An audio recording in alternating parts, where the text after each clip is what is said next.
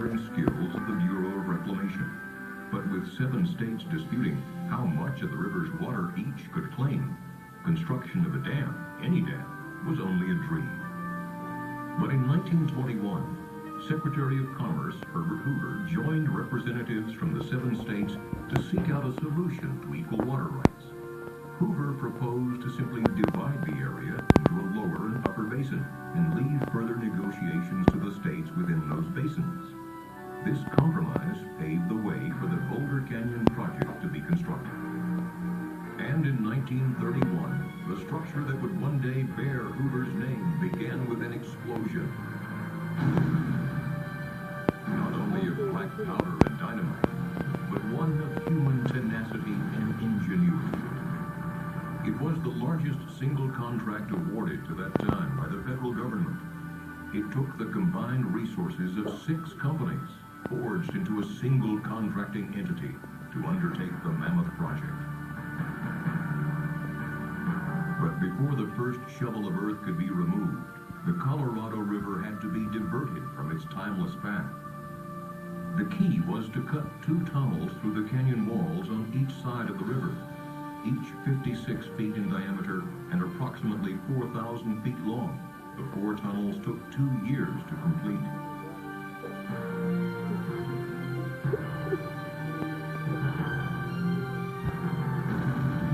With the tunnels open and Hoover Dams in place, the Colorado River had no choice but to leave its riverbed and flow through the man-made corridors. With the river diverted, steam shovels dug through as much as 135 feet of silt, mud, and gravel to reach bedrock. And there, Hoover Dam began as a simple square wooden form filled with concrete, followed by more than 3 million cubic yards of concrete over the next 2 years. Add the adjoining structures, and enough concrete was placed to build a 4-foot wide sidewalk around the Earth's equator.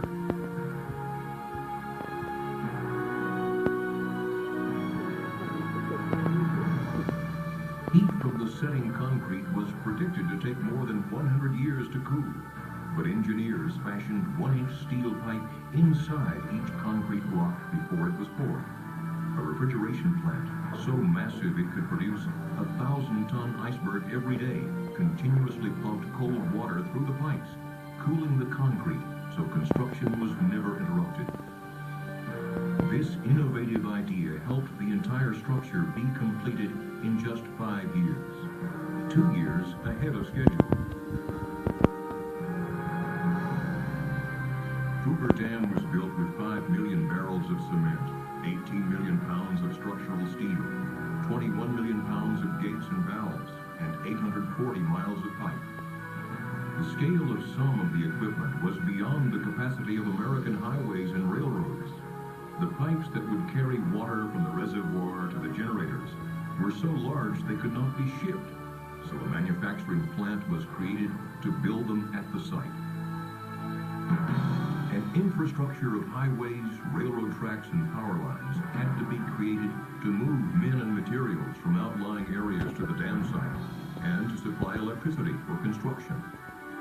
An entire town was needed to house the workers who were pouring in from all over America in the midst of the Great Depression. The project averaged 3,500 workers a day, working 3 shifts, 7 days a week with only 2 days off a year.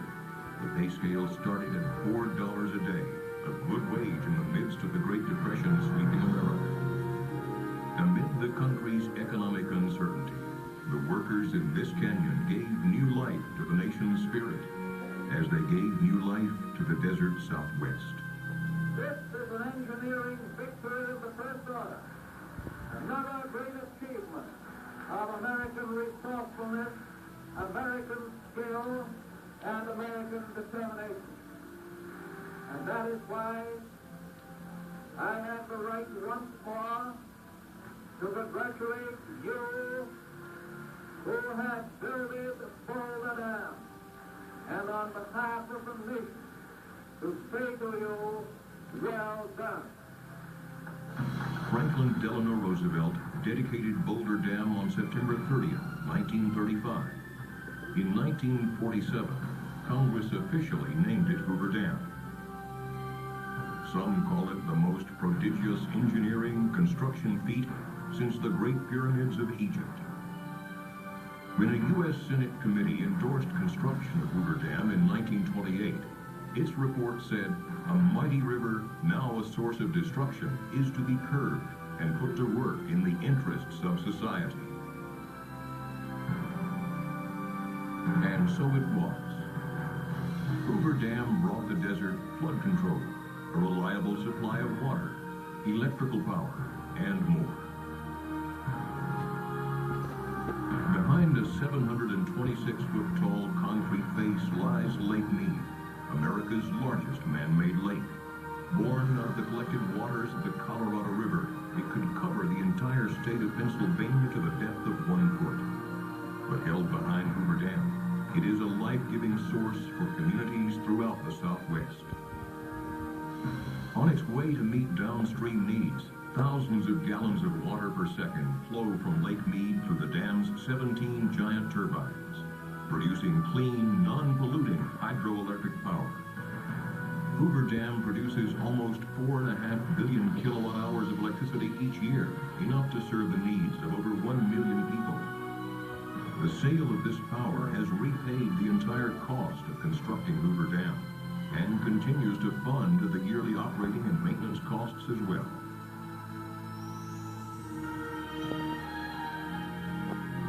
Hoover Dam helped ensure a future for the communities that settled along the river and the low, flat valleys of Southern California and Southwest Arizona.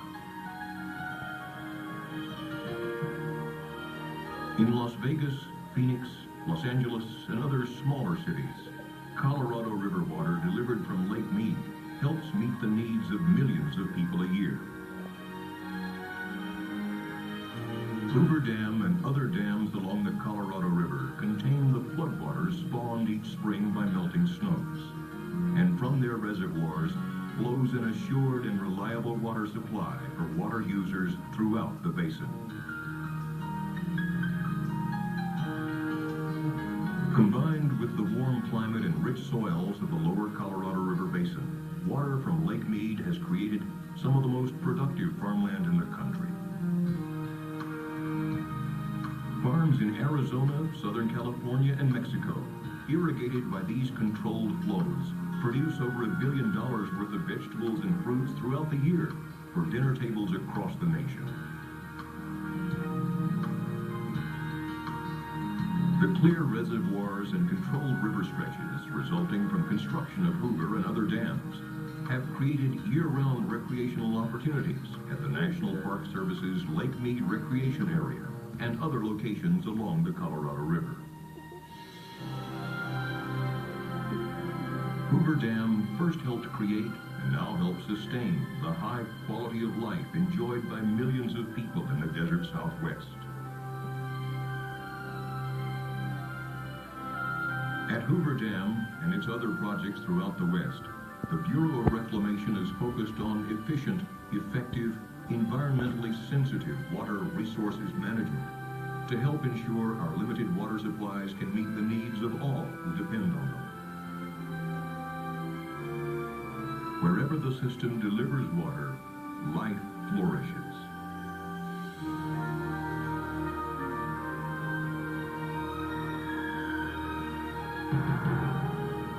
Herbert Hoover, engineer, humanitarian, politician, fisherman, and conservationist, believed, as did many others, in a vision where man